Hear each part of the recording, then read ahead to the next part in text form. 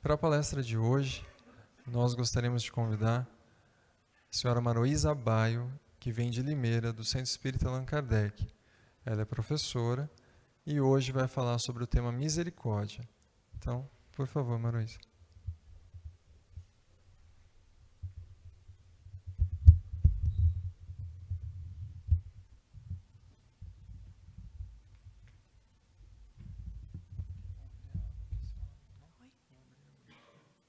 Tá certo. Obrigada. Boa noite a todos. É uma grande satisfação estar com vocês esta noite, uma grande oportunidade de poder compartilhar com vocês um pouco das nossas reflexões, meditações e estudos em torno do Evangelho de Jesus, à luz do Espiritismo. Eu devo pedir desculpas antecipadamente. Estou passando por uma crise respiratória já há algumas semanas e, às vezes, fico num dilema muito difícil. Ou eu respiro, ou eu falo.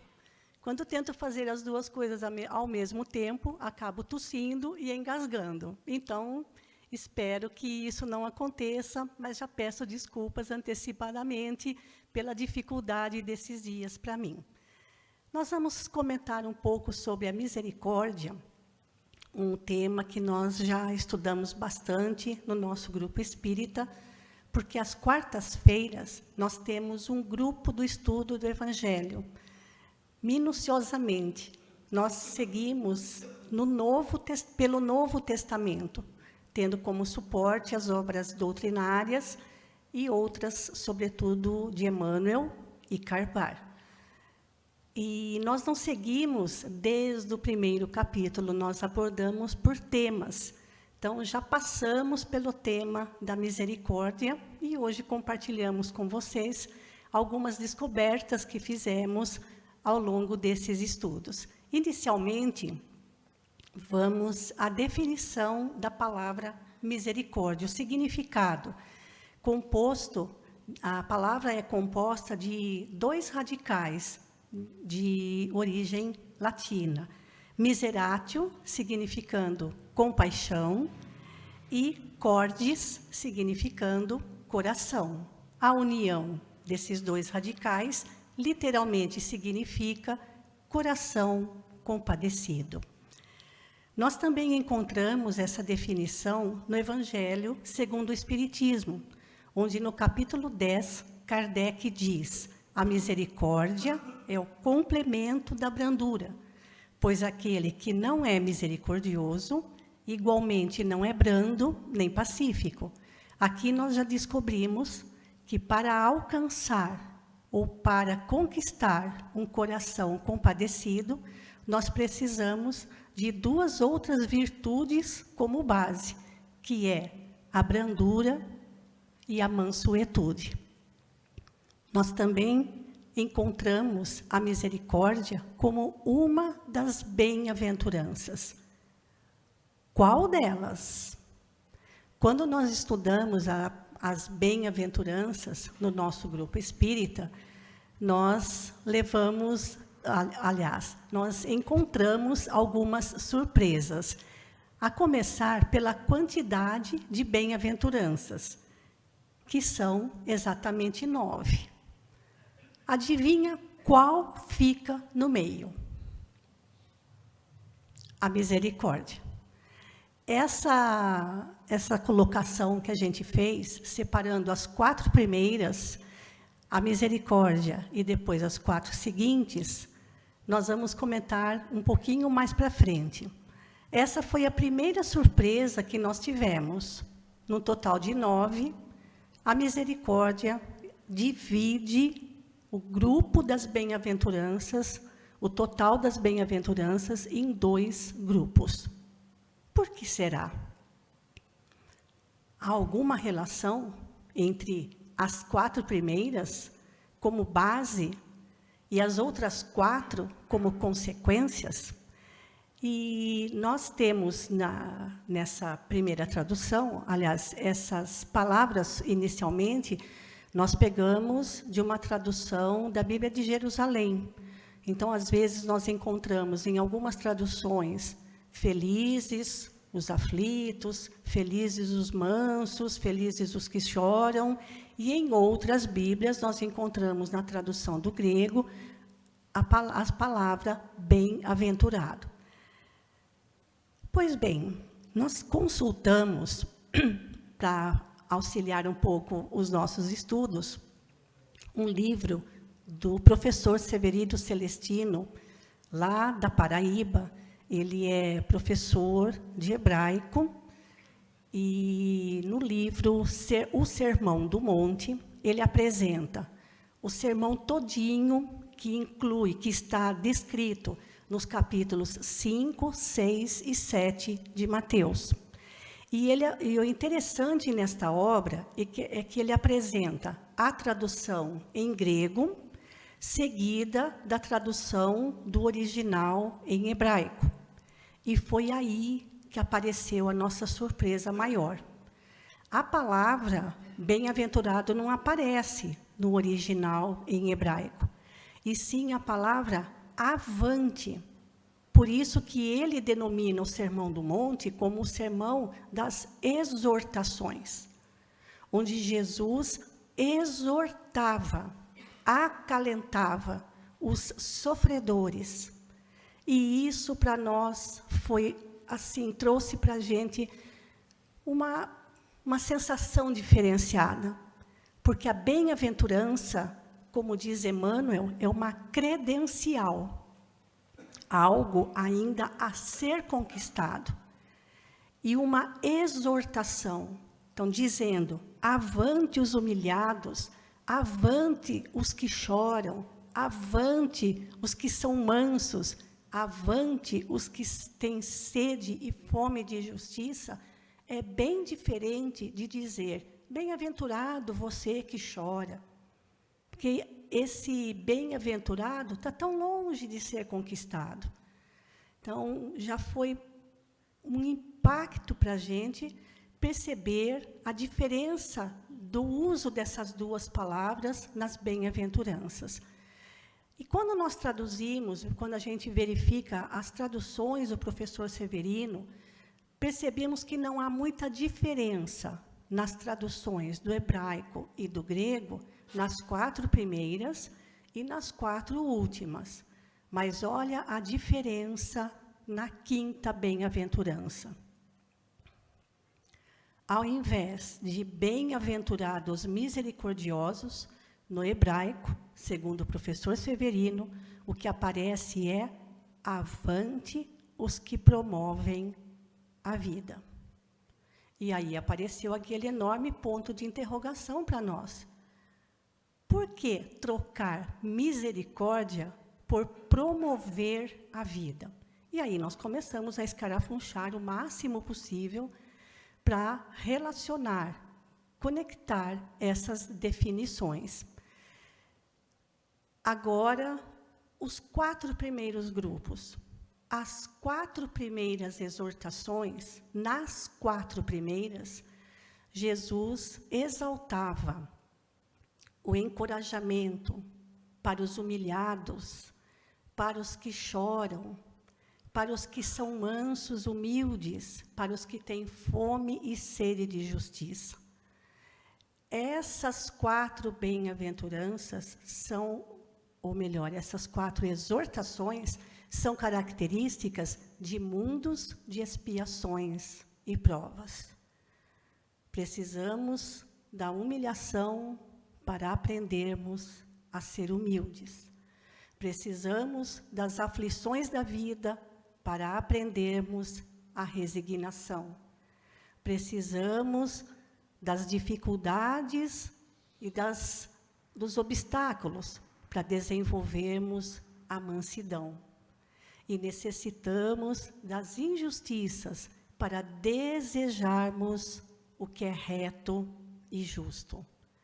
Essas virtudes, a mansidão, a humildade, a resignação, a confiança na justiça divina, fundamentam um coração compadecido.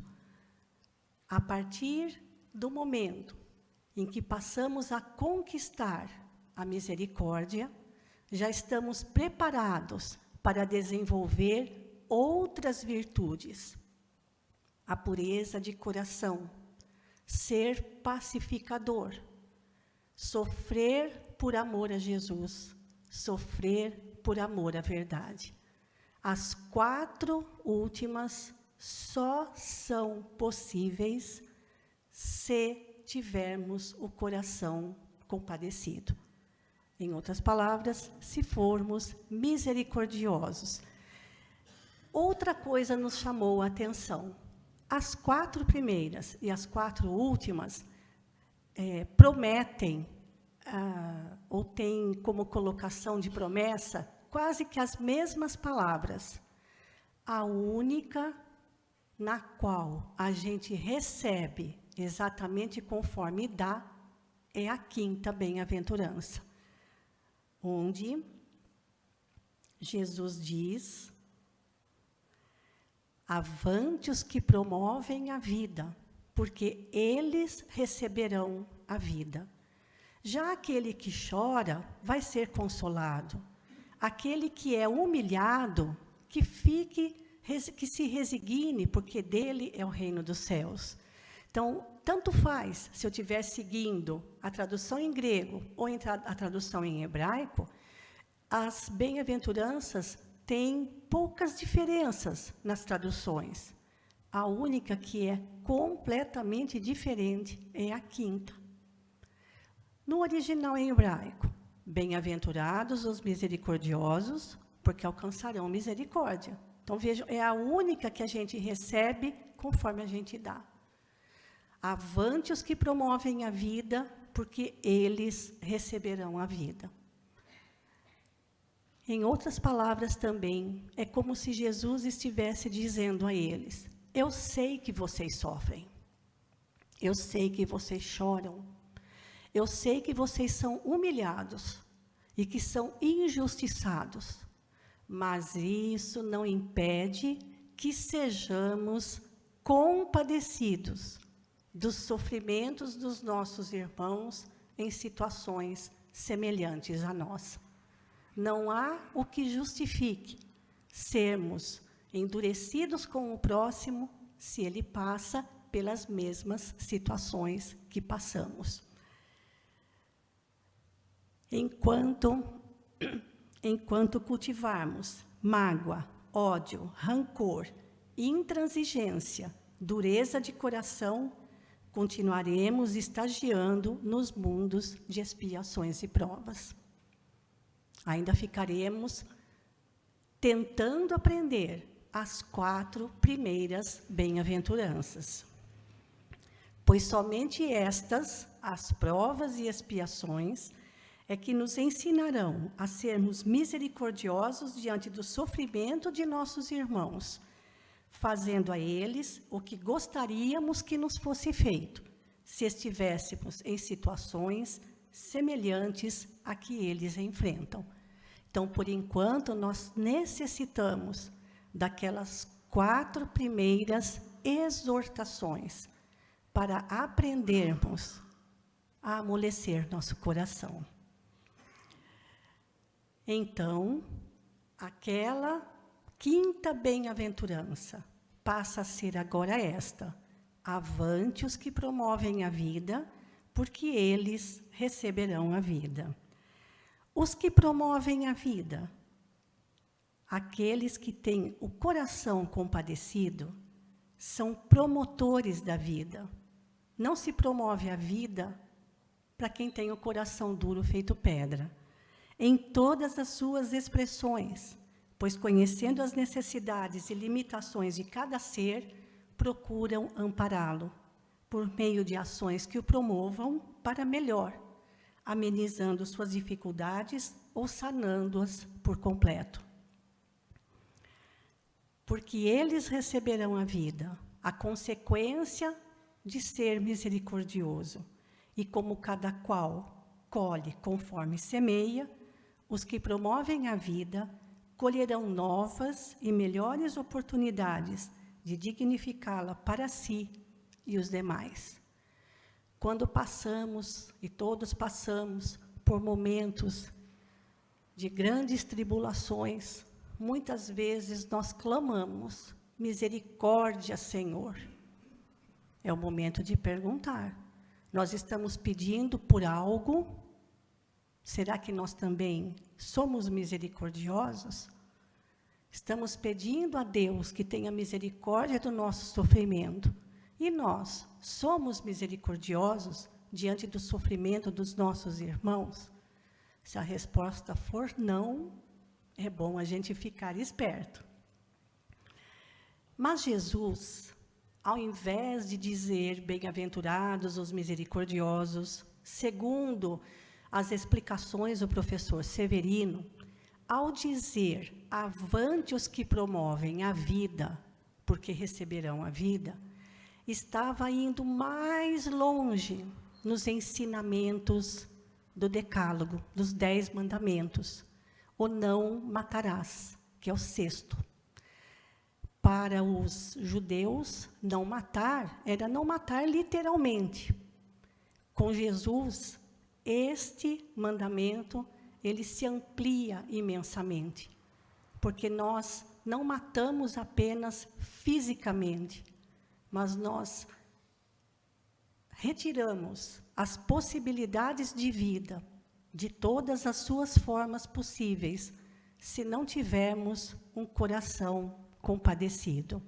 Com isso, Jesus ampliava para aquelas pessoas o 6º mandamento do Decálogo. Portanto, esta bem-aventurança está mostrando para nós o respeito que todos devemos pela vida como um todo. Não apenas a vida humana, mas qualquer forma de vida.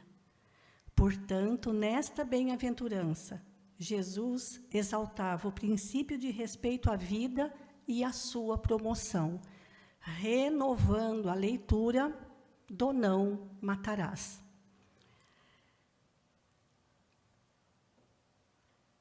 Promoção da vida em todos os seus aspectos.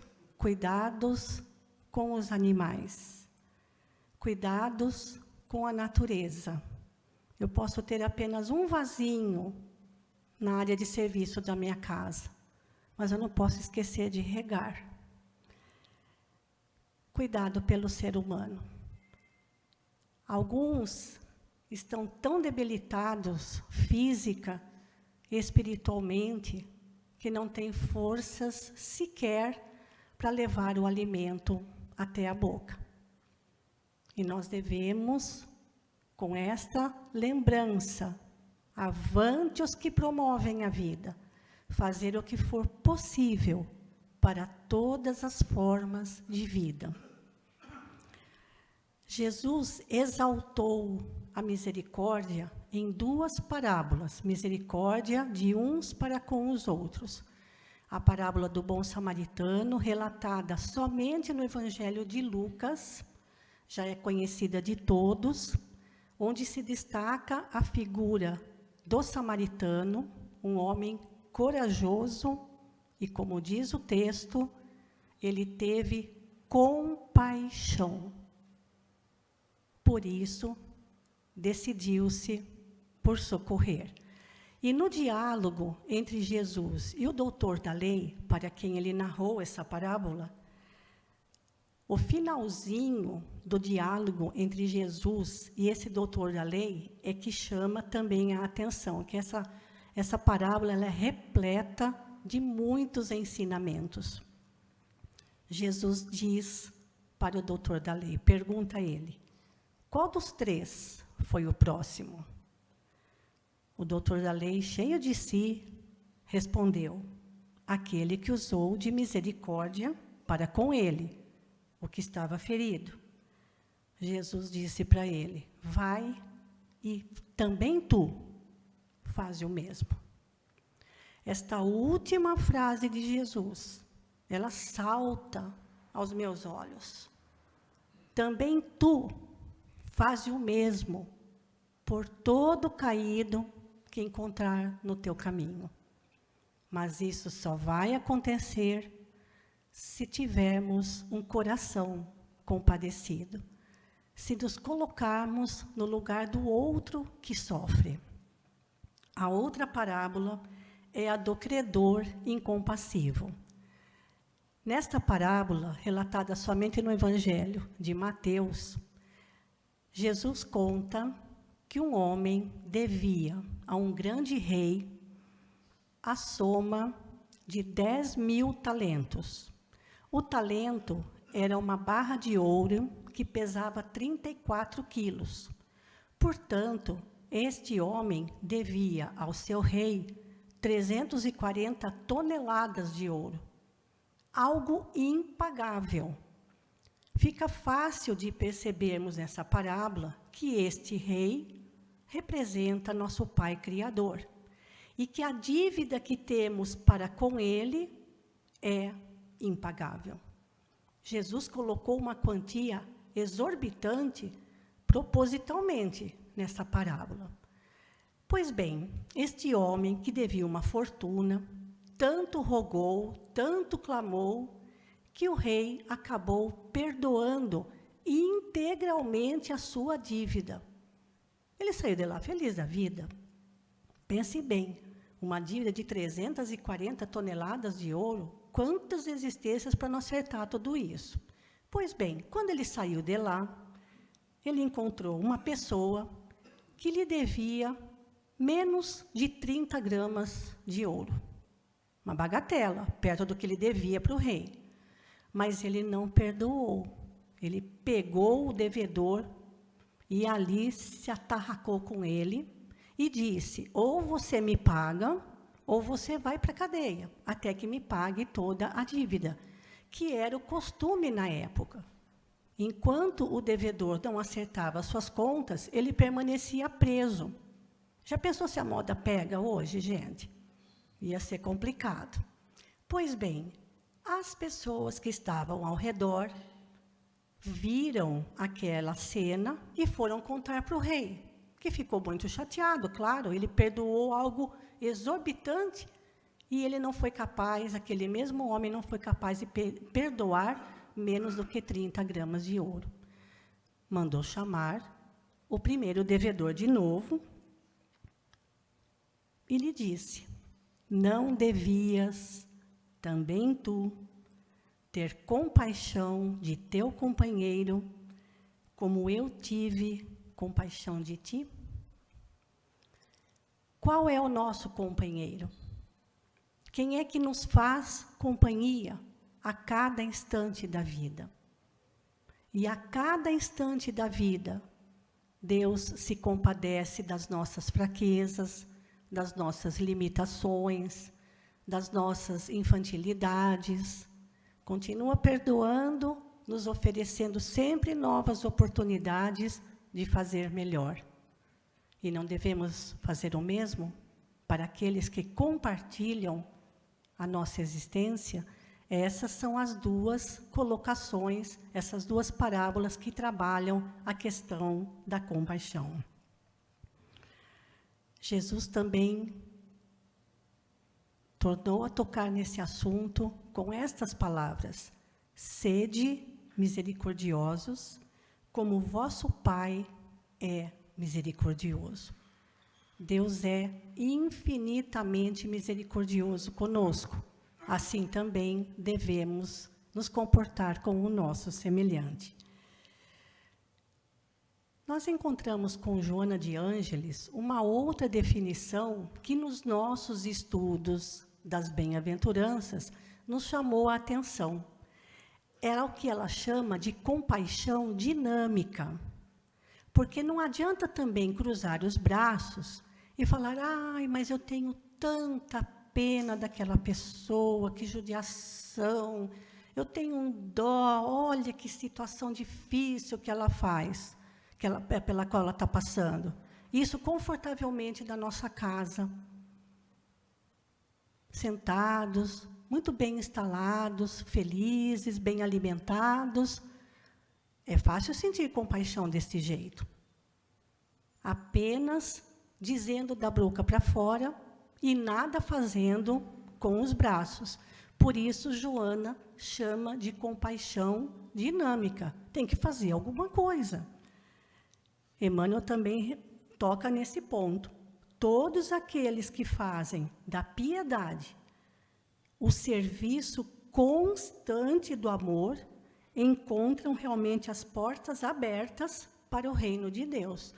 Serviço constante em relação ao próximo, isso no livro Instrumentos do Tempo. E ele também coloca a compaixão numa outra situação delicada. Se a tarefa apresenta obstáculos, e ela sempre apresenta, lembra-te das inúmeras vezes em que o Cristo já aplicou misericórdia ao teu espírito. Isso atenua as sombras do coração.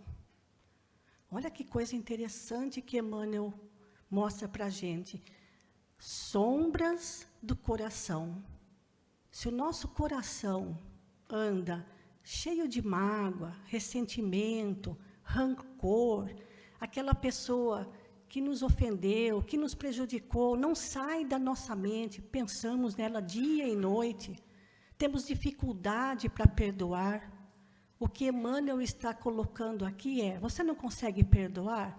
Tudo bem, mas compaixão daquela pessoa, você consegue sentir? Se consegue sentir, isso vai amenizar as sombras da mágoa no teu coração. Olha, é uma forma de promover a vida, amenizando as sombras do coração que não perdoa. Isso no livro Caminho, Verdade e Vida. E mais um livro, Palavras de Vida Eterna. Emmanuel tem uma belíssima página intitulada Na Luz da Compaixão. E quero compartilhar essas palavras com vocês esta noite.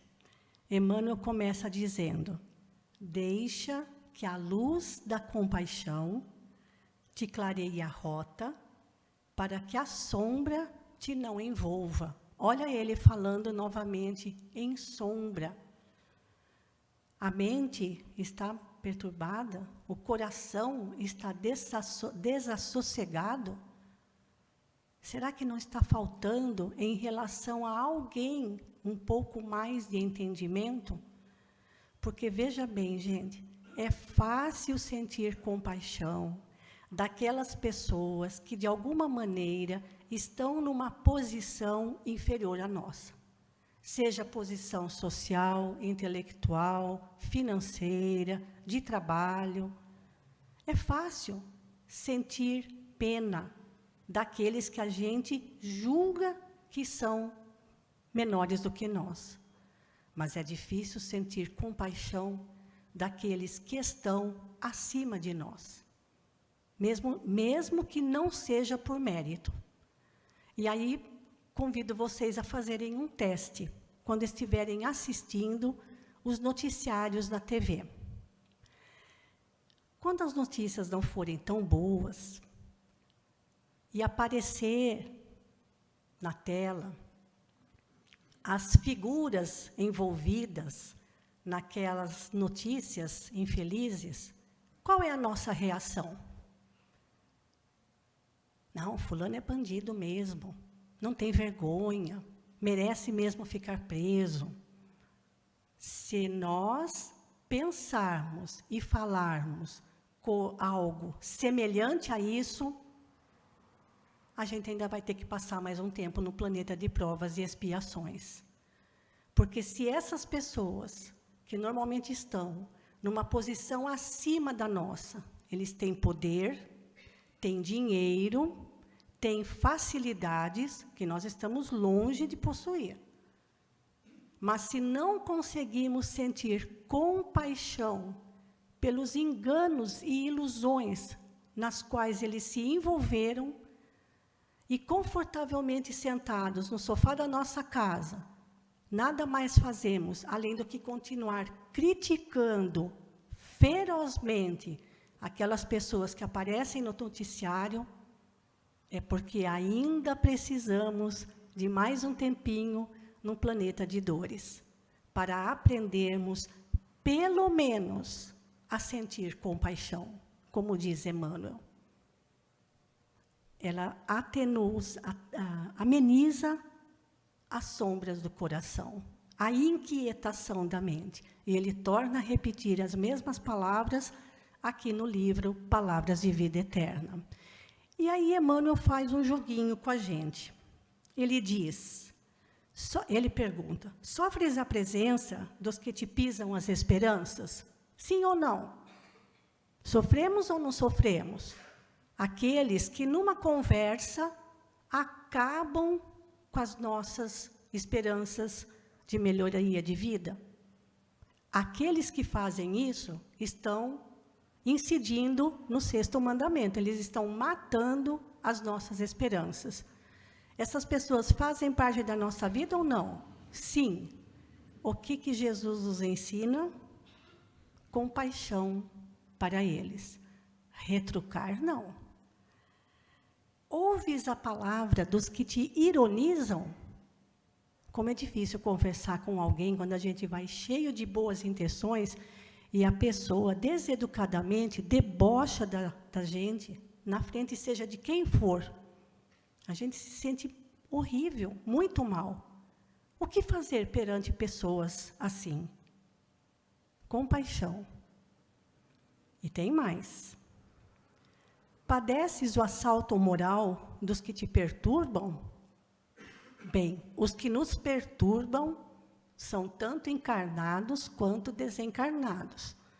E, normalmente, diante deles, a gente costuma jogar culpa neles. É você que me faz perder as estribeiras. É você que me faz perder a paciência. Para mim, chega, basta. E olha que, diariamente, encontramos pessoas que fazem de tudo para nos desequilibrar. Qual é o remédio para elas? Compaixão. Recebes a farpa dos que te perseguem? E tem muita gente que pensa assim, não, mas eu não tenho inimigos, eu não tenho adversários, eu me dou bem com todos. Aí já é vaidade demais, porque nem Jesus deixou de ter adversários, inimigos ferrenhos, e ainda tem. E hoje em dia, descobriu-se uma nova maneira de perseguir os outros, através das redes sociais. O ser humano é brilhante aí na criatividade quando diz respeito ao mau uso de certas ferramentas. Mas nós sofremos, sim, aqueles que parece que estão sempre de butuca, esperando uma oportunidade para desferir o golpe sobre nós. E, novamente, Emmanuel diz, compaixão para eles. Aí, Emmanuel diz, a crueldade daqueles que nos matam as esperanças, o sarcasmo daqueles que nos ironizam, a demência daqueles que nos perturbam e a vileza daqueles que nos perseguem são chagas morais que o tempo cura. O tempo cura. E esta frase dele é fantástica.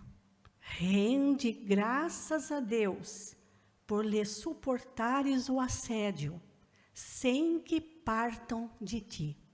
Mas isso é uma coisa que a gente não faz mesmo.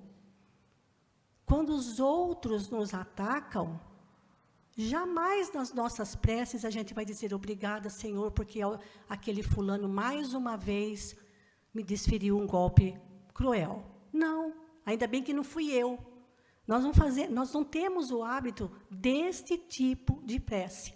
A gente reclama, até nas orações, mas não agradecemos a Deus para que aquelas atitudes infelizes não tenham partido de nós. E Emmanuel diz, no fundo, são males que surgem da ignorância, como a cegueira nasce das trevas. Quando a ignorância deixar de existir, essas fraquezas morais não mais existirão. Só o tempo cura.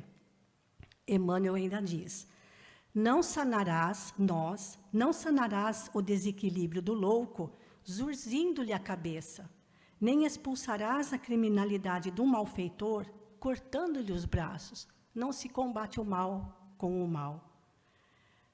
De novo, diante de todos os desajustamentos alheios, compadece-te e ampara sempre. Diante de todos os desajustamentos alheios, perante todos os disparates do próximo, compadece-te e faze o melhor que possas. E ele diz, encerrando, todos somos alunos do educandário da vida e todos somos suscetíveis de queda moral no erro. Aí é que está o problema. Todos nós estamos em processo de aperfeiçoamento. E o que a doutrina espírita nos auxilia nesse sentido é, você caiu hoje? Levanta já. Como diz Joana de Ângeles mais uma vez, nós não precisamos esperar que se renovem os séculos para a nossa reforma íntima. Ela começa no instante de uma respiração. No curto intervalo de respirar e expirar, nós já podemos modificar o nosso padrão de conduta. Por fim, Emmanuel diz, usa, pois, a misericórdia com os outros e acharás nos outros a misericórdia para contigo. Lembrando que das 9 bem-aventuranças, a única onde recebemos conforme damos é a misericórdia. Avante os que promovem a vida, porque eles receberão a vida. Bem-aventurados os misericordiosos, porque alcançarão misericórdia. E nós finalizamos com esta frase belíssima de Karl Barth-Schutel, onde ele diz, e a vida nasce e renasce, tantas vezes quantas são as areias do mar e os átomos do ar. Que nessas idas e vindas, a cada ida, a cada vinda, possamos conquistar a virtude de um coração compadecido, porque somente assim estaremos preparados para participar de um mundo feliz de regeneração. Muito obrigada e uma boa noite a todos.